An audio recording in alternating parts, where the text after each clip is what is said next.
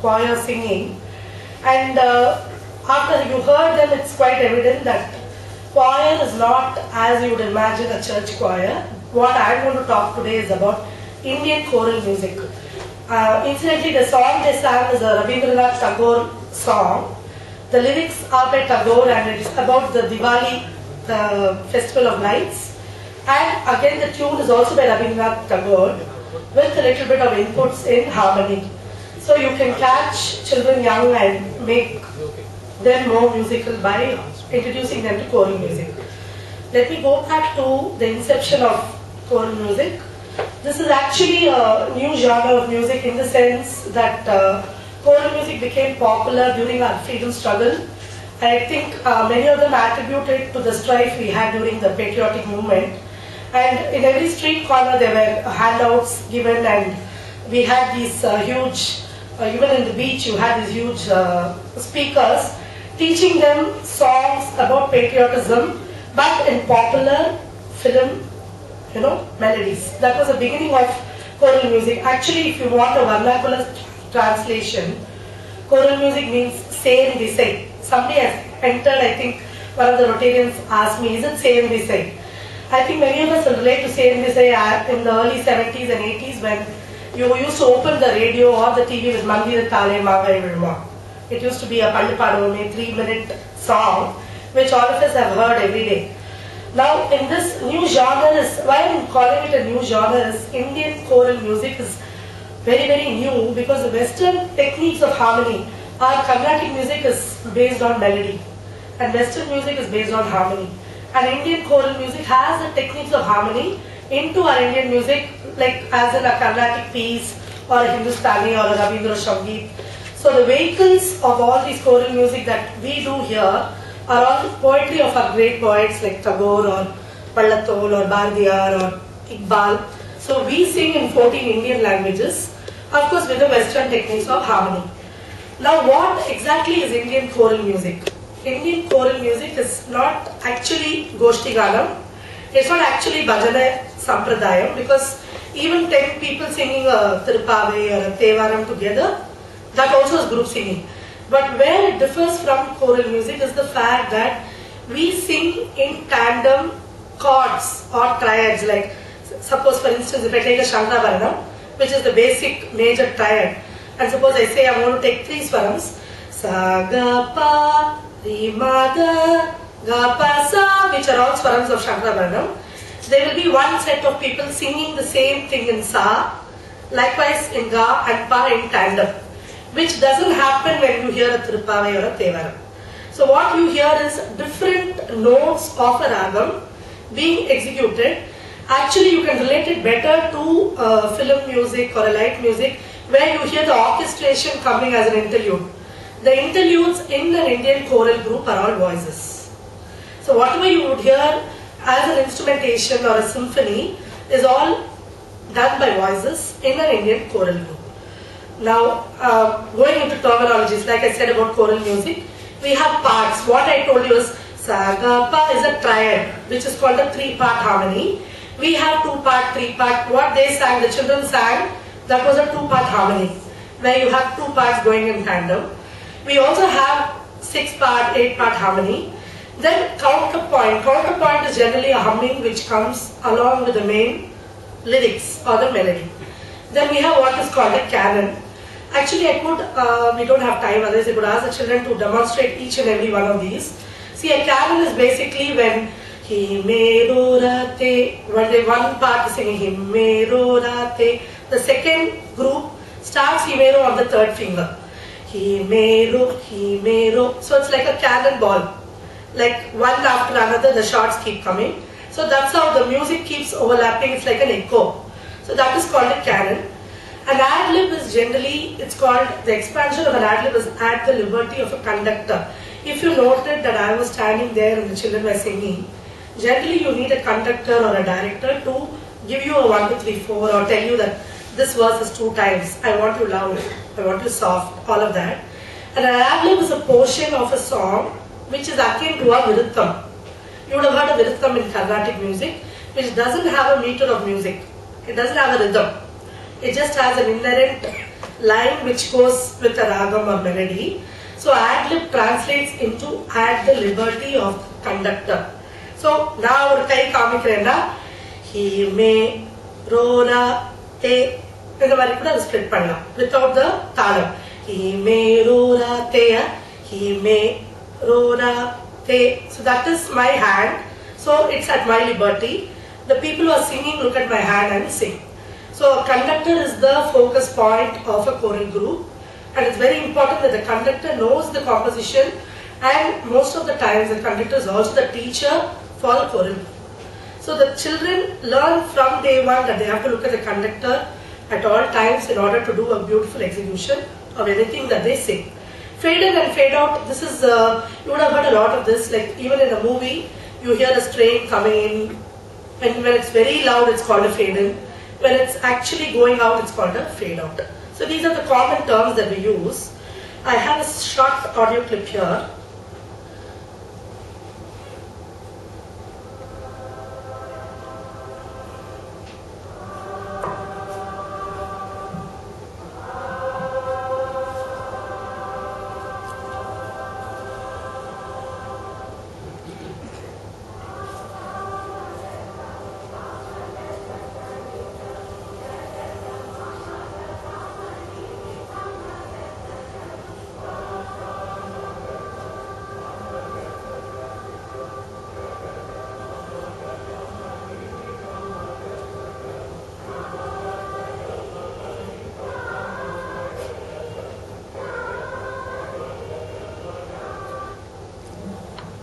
So that was a Varnam of Muttaya Bhagavatar in Sudha Danyasi Ragam.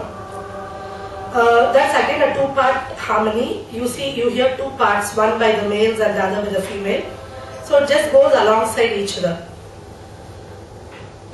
See, the inception of an Indian choral group started in 1971, and the first group was formed in Chennai by late M.V. Srinivasan.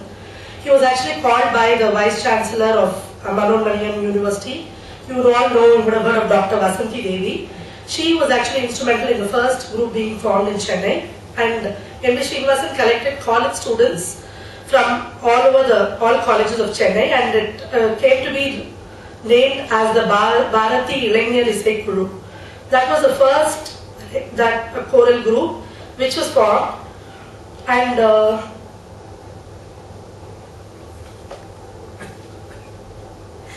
this was actually for a program for the All India Radio choral group.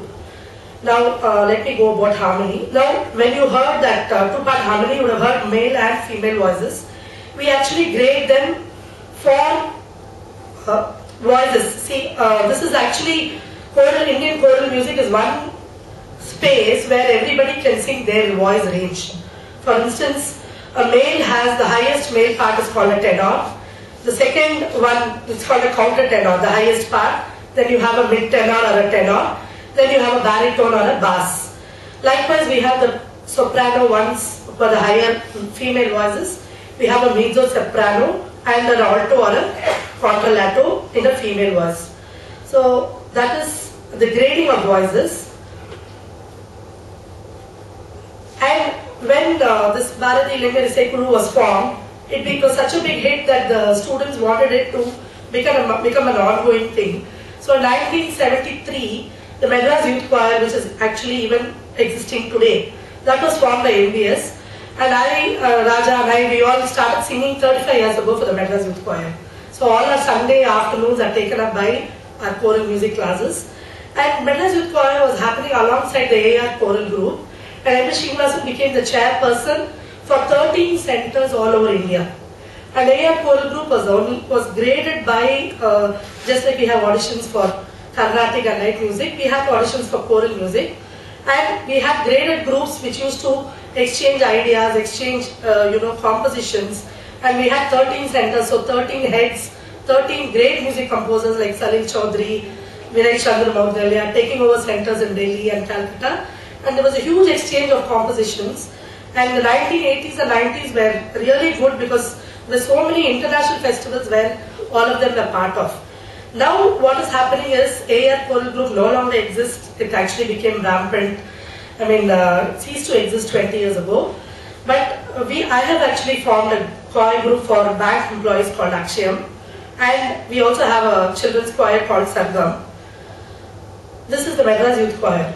Actually, we performed for a silver wedding and a silver anniversary of Youth Choir, so that is a photograph. This is what I told you about the AR choral group. And M.V. Srinivasan was very, very keen that this movement shouldn't stop with adults. So we had this choral singing and community singing movement in all schools. There is actually a program of the 1979 in University Centenary Auditorium where actually 5,000 children were singing together. You can just see 500 of us on stage, and that is MBS conducting us. It was a mass training program when the education minister there was very, very supportive of this movement. Now actually we don't have that kind of support. This is Akshayam at Cincinnati. We were there last July. We participated in the World Choir Games. The World Choir Games is a biennial event which is conducted by Interculture, an organization in Germany. And this particular event has 400 countries participating. And we had actually 520 groups participating in various categories. We participated in the folklore category. And actually Akshayam won the bronze in Cincinnati, and we are actually going to Bali for the Asian Choir Games in October. We are taking 2 groups, one ladies group and one children's group. This is Sargam, the children's group, that is a Malapur festival where they just performed. And this is choral music today. That was a program which I conducted on 26th of January in Coimbatore.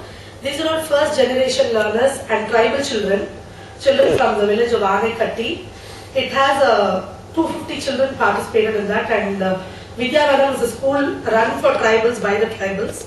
It also has a corporation school as a neighbor.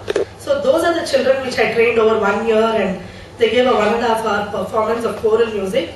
The first row, actually you can even see some Sargam children. 10 children from Chennai also were part of that event. So this is very well received, and we are getting more. Doordarshan has come forward to give a program for these children. So what I am saying is anybody who can talk can sing. Because if these grassroots level children can sing harmony, I am sure children who are really into the education stream, you can do so many things with music. You can teach them maths, you can teach them science, you can teach them multiple intelligence is actually attracted, all their motor skills. There are so many things. In fact, I've also been working with dyslexic children, and you can see the way they respond to music. And choral music is something which everybody will relate to because it's a fairly easier genre to learn.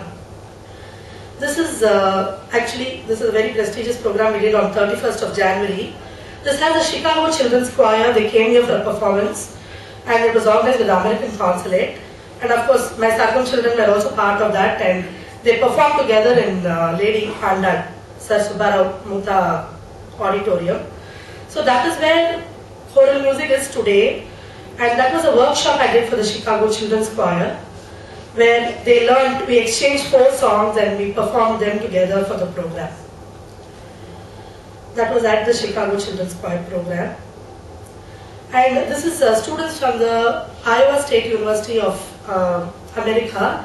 They were here last month for a workshop with me, and over 4 hours they learned some 4 pieces of choral compositions, one in Kannada, one in Malayalam, one Sanskrit and one Hindi.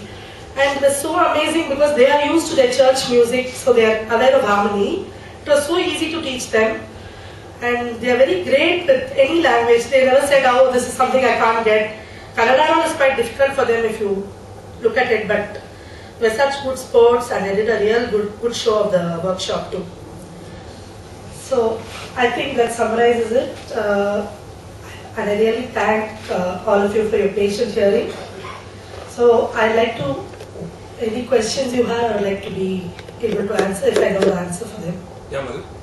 Is choral music more popular, say, in Tamil Nadu than in Bengal? Yeah, actually choral music is it was very popular in Calcutta, because the Calcutta Youth Choir was conceptualized and trained and run by Ruma Guha Thakurta, who was Kishore Kumar's wife for very many years. And Calcutta Youth Choir had this unique ability of dancing and singing on stage. One group used to dance, the other used to sing. But now, sadly, after her, there is nobody to take on the baton, and they are non-existent. The only other 2 groups which exist in India is One is the MBSYC, the MB Srinivasan Youth Choir, which was formed after MBS's demise in 1988. It's very, very active in Trivandrum, and Kerala being Kerala, they have the full support of the government. They have so many projects happening in schools and it's doing very well. The other group which is really doing well, but which I would call a perfect choral group, it's more Hindustani based group, is the Gandharva Mahavidyalaya choir run by Madhu Mudgal. Madhu's father Vinay Chandra Moudgalya actually formed that choir in Delhi, and it was one of our sister groups, and we have done a lot of workshops with them. That choir regularly, actually even a couple of years ago, they came and did a huge performance in Kalakshetra. Leela ma'am had called them, and that is another group which is very, very, it's still alive and kicking. But otherwise, choral music is not alive. I think that's one of my missions, to get small children, small schools have their own choral group, because then it will take care of the adults. Once they get into the system, then when they are adults, they can't stop singing. Just to add to what you said about the Calcutta Youth Choir, when Nelson Mandela came to Calcutta, I have actually seen them performing live. Wow. The dance and the singing is one of the most electrifying things possible. Yeah. And only that choir did it. She was alive, I mean, I don't know if she's still alive, but she was very active at that time, and she conducted it herself. She was a very gregarious person. Thank you very much, ma'am, for that Thank you, sir. very, very interesting, eloquent and insightful talk on choral music. I'm sure you demystified choral music